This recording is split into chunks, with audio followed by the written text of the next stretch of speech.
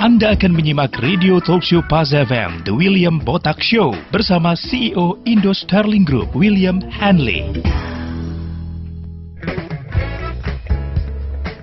Selamat malam mitra bisnis Paz FM, The William Botak Show hadir kembali untuk Anda bersama saya William Hanley dari Indo Sterling Group. Setiap Selasa jam 6 hingga 7 petang kita akan berbincang bersama pebisnis sukses tentang perjalanan, pengalaman hingga mengenai hal-hal yang mungkin belum pernah mereka ceritakan di acara lain. Tentu saja melalui bincang santai tapi padat ini kita berharap juga bisa mendapatkan berbagai insight bisnis yang bermanfaat untuk para mitra bisnis Paz FM. Di episode malam ini hadir sebagai tamu saya, Saudara Budi Raharjo, salah seorang financial planner kondang di Indonesia. Selamat malam Mas Budi. Selamat malam. Terima kasih sudah meluangkan waktu di tengah kesibukan yang padat untuk berbincang-bincang dengan kita. Dalam episode malam ini saya berharap bisa berdiskusi dengan Mas Budi tentang latar belakang dan sejarah Anda hingga bisa mendalami bidang financial planning ini sampai menjadi seorang financial planner yang terkemuka di Indonesia ya. Mas Budi, bisa cerita gak sejarah gimana bisa berkarir sebagai financial planner? Mungkin awalnya saya bahkan gak pernah terbayang kalau saya jadi perencana keuangan ya. Dimana sebenarnya cita-cita saya tuh dulu ingin menjadi seorang engineer sebenarnya. Latar belakang pendidikan saya memang teknik mesin. Saya lulusan teknik mesin dari Universitas Diponegoro. Cuman kemudian ya akhirnya perjalanan kehidupan lah yang bawa saya ke sini. Saya sempat di industri otomotif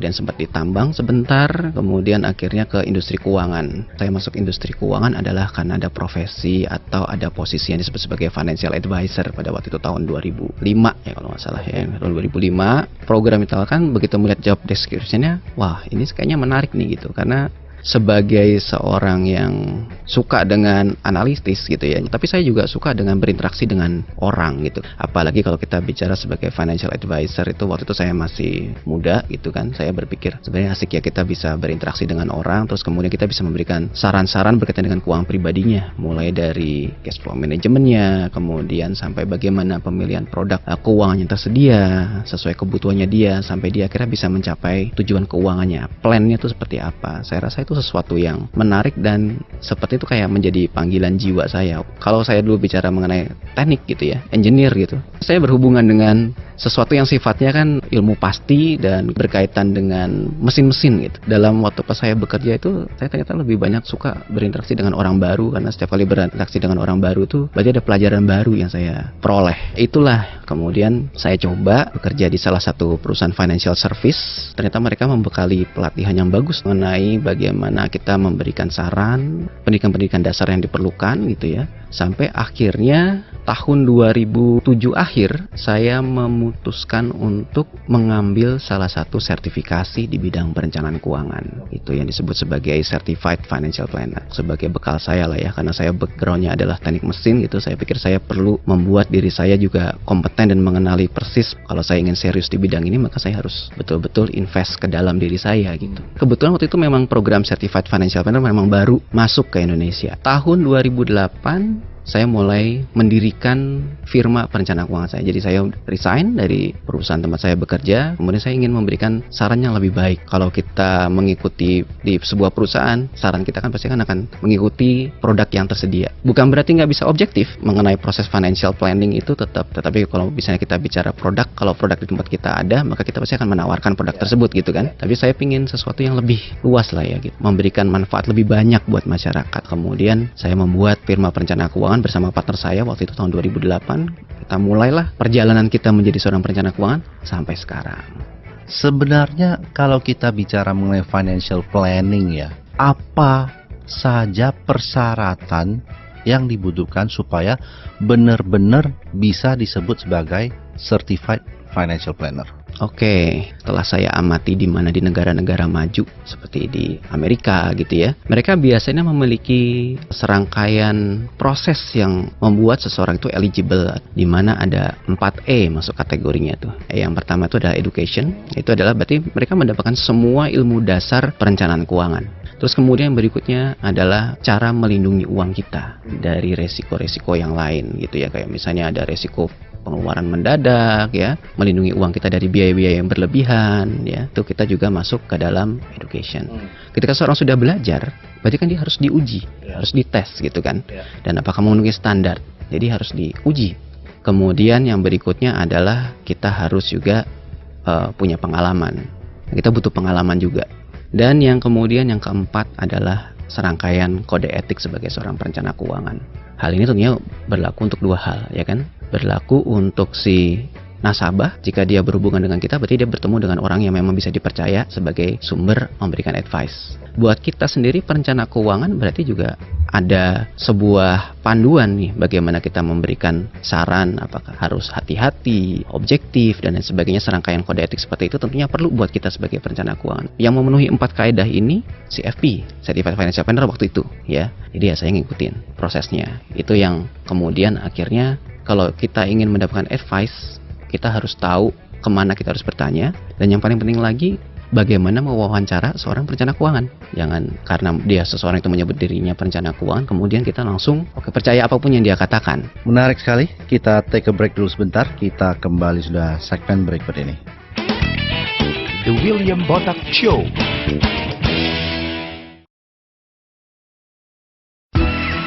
Anda masih menyimak Radio Talk Show Pas FM, The William Botak Show. Selamat malam mitra bisnis Pas FM, saya William Henley kembali bersama Anda di acara The William Botak Show di Pas FM.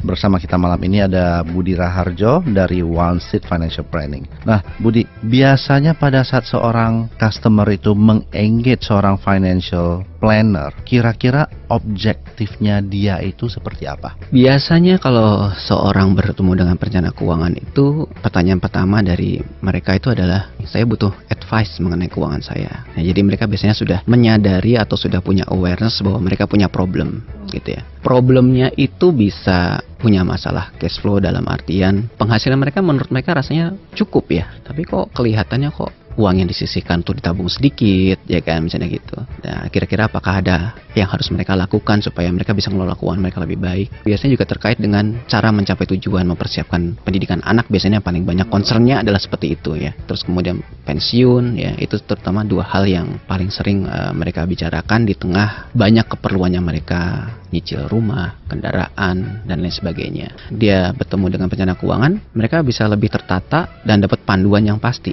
Belum tentu mereka nggak tahu jawabannya. Cash flow kan sebenarnya kan masalah keuangan itu kan basic solusinya cuma dua kan, menekan pengeluaran atau meningkatkan penghasilan. Nah, menekan pengeluaran ini kadang-kadang juga terpengaruh dengan pemilihan produk misalnya. Nah, mereka butuh panduan karena mereka punya kebutuhan, tapi mereka nggak tahu produk-produk apa yang tersedia di luaran. Nah, yang seringkali menjadi problem adalah managing ekspektasi dari klien. Mungkin itu yang paling susah kali itu ya? Sulit ya kan. Jadi kadang-kadang misalnya mereka itu punya ekspektasi berlebihan karena mereka merasa kalau sudah bertemu dengan seorang advisor ingin dapatkan return yang lebih tinggi daripada misalnya return yang mereka peroleh selama ini, which is itu sebenarnya sah-sah aja. Nah, di tahap pertama itu adalah fase di mana antara perencana keuangan dengan klien itu membina hubungan, gaining trust. Ini penting sekali. Jadi klien merasa bahwa si financial planner ini punya kompetensi yang diharapkan oleh dia, gitu kan. Terus kemudian si perencana keuangan pun juga percaya bahwa si klien ini pun juga bisa memahami dan juga bisa mengenali, gitu ya.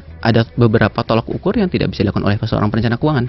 Itu di step-step awal tuh perlu harus clear sekali gitu. Saya pernah kehilangan seorang prospek klien gitu ya, karena managing expectation itu tadi. Begitu sudah mau signing kontrak, kita bicara mengenai salah satu produk keuangan yang kebetulan dia punya. Menurut ilmu yang saya pelajari dan pengalaman saya, itu masuk dalam kategori yang high risk misalnya gitu ya. Cenderung ini ada indikasi bahwa akan gagal bayar menurut pengalaman kita gitu, misalnya begitu ya. Nah, begitu kita jelaskan, nah ini kan menjadi bimbang kan kliennya. Selama ini dia masih menikmati keuntungannya, tetapi kok perencana keuangannya kok kelihatannya takut dengan instrumen ini gitu kan. Nah, itu saya bisa kehilangan klien waktu pas posisi seperti itu. Karena ekspektasi klien, nggak apa-apa kok yang ini gitu kan. Nah, ternyata baru terbukti bisa beberapa bulan kemudian atau sekian tahun kemudian baru terbukti gagal bayar dan sebagainya. Itu adalah sebuah perjalanan ya. Dapat klien is important, tapi mendapatkan reputasi, menjaga reputasi, relationship ya kan kepada klien. Di saat kita bisa sepakat nih antara keduanya bahwa ada hal-hal yang bisa dilakukan dan tidak bisa dilakukan oleh seorang perencana keuangan,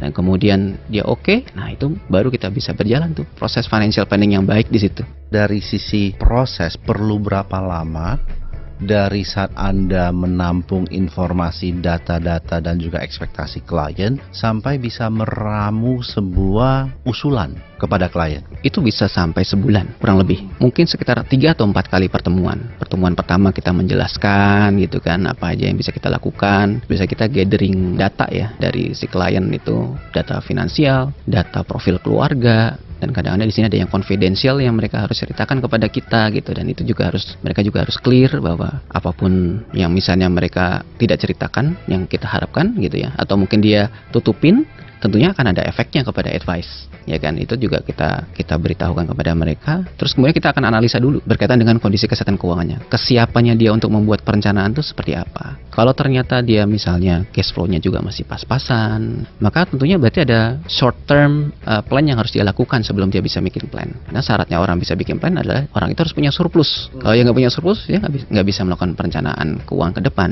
Justru kita melakukan diagnosa keuangan, itu kita present dulu ke mereka. Dari kita present kesehatan keuangannya dia baik, dan kita sudah punya gambaran apa solusi yang bisa kita berikan ke depannya dengan fee yang sudah kita tentukan, ya kita propose kepada klien. If we want to go for the next step gitu, atau kita akan melanjutkan ke level berikutnya, berarti ini service yang akan kita berikan dengan fee sekian gitu kan. Pertimbangan fee-nya juga bagaimana, itu kita jelaskan. Tentunya klien berhak untuk tahu kenapa kok fee-nya harus sekian gitu kan. Harus ada penjelasannya dan sedetail apa service yang diberikan. Ketika itu clear, maka kemudian kita baru membuat plan-nya. Saat pembuatan plan, kita akan ketemu lagi untuk present the plan gitu ya. Dari mulai resources yang dia punya, baik itu surplus maupun asetnya dia dan sebagainya. Terus kemudian akhirnya kita sepakati dulu apakah ini implementasi ini bisa langsung dijalankan atau bagaimana. Kalau ternyata ada penyesuaian, ya tentu kita sesuaikan dulu sampai kemudian step yang keempatnya baru penyerahan laporan plan. Biasanya dalam bentuk book plan gitu ya, dan di mana di situ biasanya sudah lengkap action plan yang harus mereka lakukan apa saja step by stepnya. Nah itu jadi bisa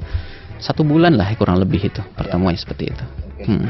Menarik sekali. Kita take a break dulu sebentar. Kita kembali sudah segmen berikut ini. The William Botak Show.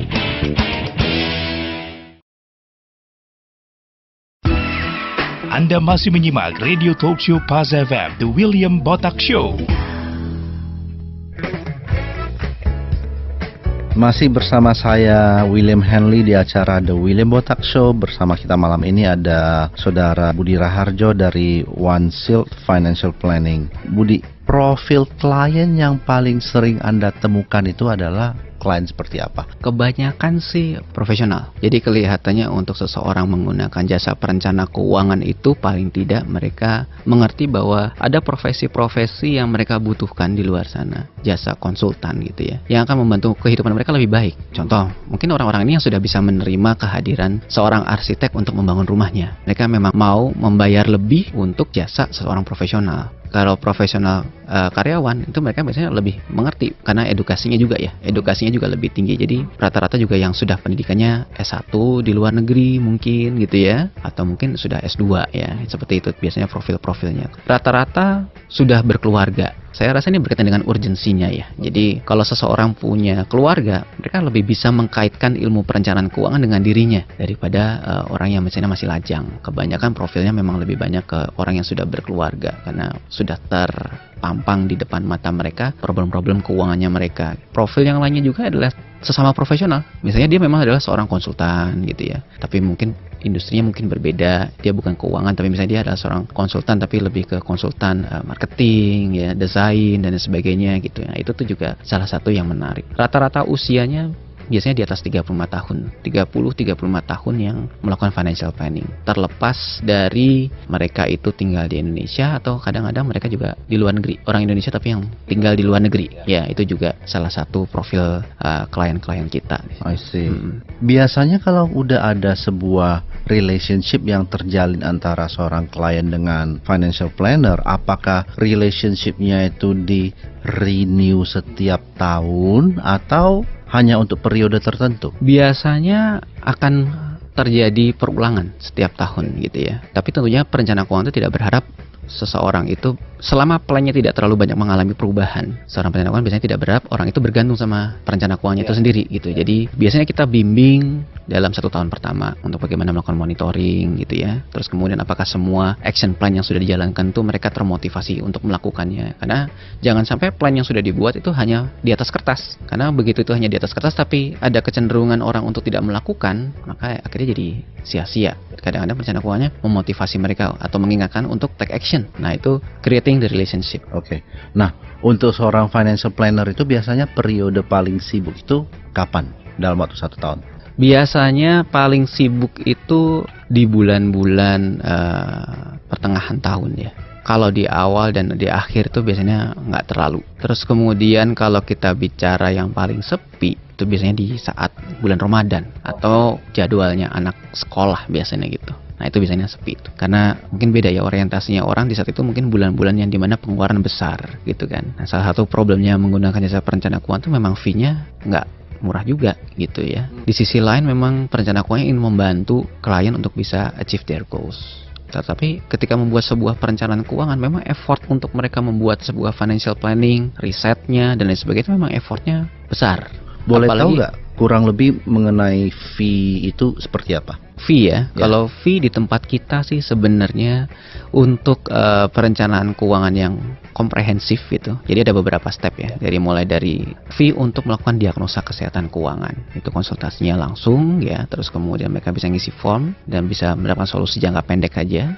Itu fee-nya 1 juta sekali konsultasi dengan perencana keuangan. Terus kemudian ada juga untuk misalnya membuat perencanaan keuangan yang komprehensif. Komprehensif itu berarti sudah meliputi berbagai aspek dari klien ya, termasuk beberapa goals-nya dia apa yang mau mereka buat. Itu fee-nya mulai dari 7,5 juta sampai paling tinggi bisa 40 sampai 50 juta.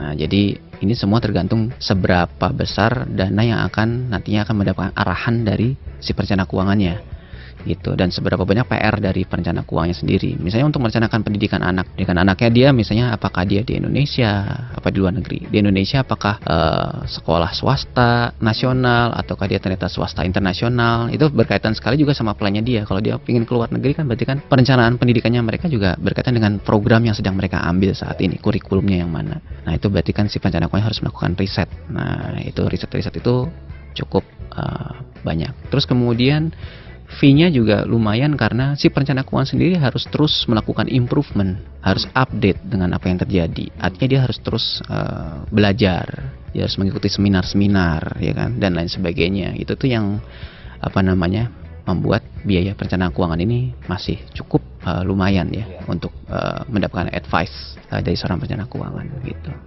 Menarik sekali. Kita take a break dulu sebentar. Kita kembali sudah segmen berikut ini.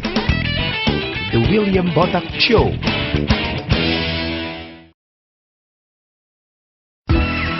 Anda masih menyimak Radio Talk Show Pas FM, The William Botak Show. Selamat malam mitra bisnis Pas FM, saya William Henley kembali bersama Anda di acara The William Botak Show. Bersama kita malam ini ada Budi Raharjo dari One Shield Financial Planning. Budi, kalau kita bicara mengenai financial planning itu kan itu sangat terkait dengan dunia investasi dan pasar modal secara umum ya. Dan akhir-akhir ini itu kan yang namanya pemerintah sangat menggalakkan program financial inclusion ya. Dari kacamata Anda sebagai seorang financial planner, bagaimana Anda melihat peran aktif dari financial planner untuk mendukung program financial inclusion dari pemerintah? Kalau saya melihat ini ya, sangat related, terutama dari teman-teman kita sesama certified financial planner, baik itu yang kita mentor ya, dan begitu pula juga rekan-rekan lain yang menyebut diri mereka financial planner ya. Mereka sangat senang berbagi mengenai keuangan ini, literasi ini di berbagai media, baik itu pakai sosial media mereka sendiri ya kan, atau bahkan mungkin sudah mulai punya referensi dengan media formal ya, dan lain sebagainya. Itu mereka sangat termotivasi karena buat mereka jika seseorang itu literasi keuangannya meningkat gitu, sebenarnya mereka punya kepuasan tersendiri. Para financial planners yang mengedukasi ini, mereka senang sekali membuat orang yang ternyata akhirnya keuangan mereka lebih baik, mereka bisa memecahkan masalah-masalahnya dan sebagainya. Ada kepuasan tersendiri bagi mereka. Artinya semakin banyak perencana keuangan yang ada di lapangan gitu ya, maka literasi keuangan Indonesia makin tinggi, makin meningkat. Kayak seperti di perusahaan kita itu, kita juga memberikan selain konsultasi ya, tapi kita juga memberikan juga literasi untuk misalnya untuk karyawan. Biasanya baik itu berupa seminar kecil ya kan, atau juga kita bentuk dalam workshop.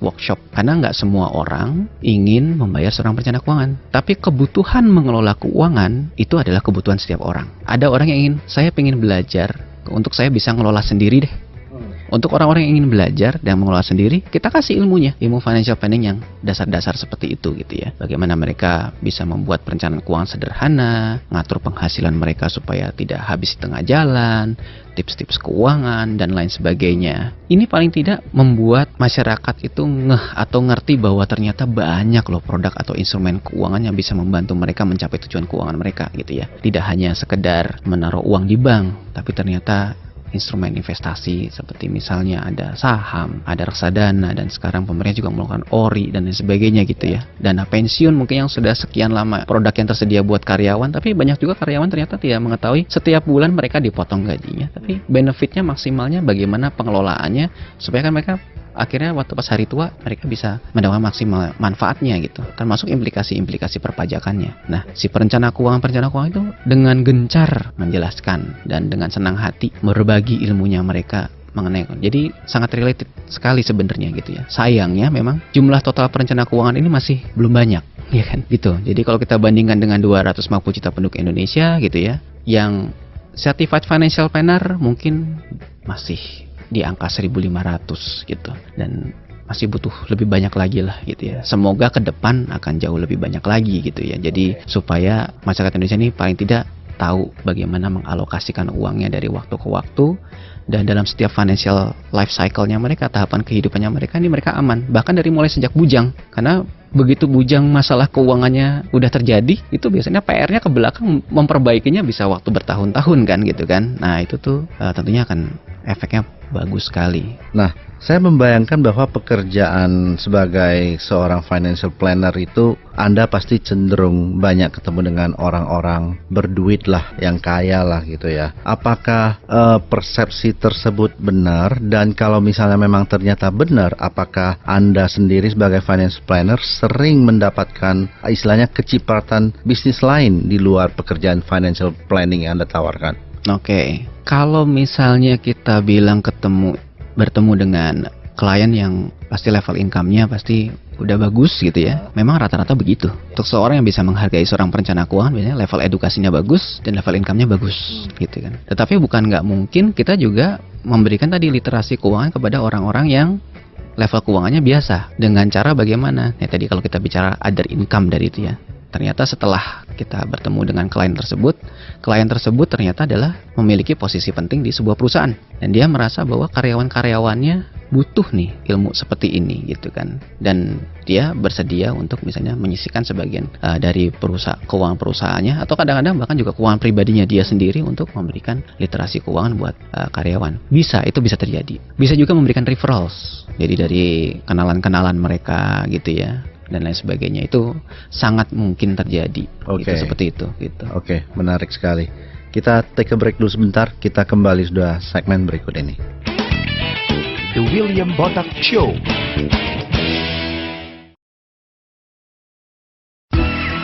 Anda masih menyimak Radio Talk Show Pas FM, The William Botak Show. Selamat malam mitra bisnis Pas FM, masih bersama saya William Henley di acara The William Botak Show. Bersama kita malam ini ada Budi Raharjo dari One Shield Financial Planning. Nah Budi, Anda sendiri sebagai investor termasuk tipe investor seperti apa? Dulu waktu pas masih muda kayaknya agresif banget saya. Sekarang juga masih muda. Masih muda juga sih ya kan. Maksudnya di awal-awal karir itu, segala sesuatu yang bisa profit tinggi itu saya ambil gitu. Kadang nggak memikirkan resikonya gitu kan. Tapi kayaknya sekarang sih udah bergeser sih, agak lebih moderate gitu ya. Jadi ada risk, tapi juga saya lihat gimana kondisi keuangan saat ini, apa aja yang terpengaruh gitu kan. Udah mulai banyak pertimbangan kalau sekarang gitu. Jadi udah lebih kalem lah istilahnya. Lebih kalem. Nah, dari Anda sendiri hobi dan me time itu seperti apa? Me time buat saya itu lebih sering bersama keluarga sih. Kebahagiaan saya itu adalah saat saya punya me time bersama keluarga, entah itu rekreasi, ya, kumpul, itu tuh yang jelas me time saya. Kalau untuk hobi? Hobi sekarang udah mulai saya kurangin. Tadinya ya ada hobi ya macam-macam, termasuk salah satunya hobi fotografi gitu ya. Tapi akhir-akhir ini ya itu lebih kepada keluarga sih, itu lebih menyenangkan.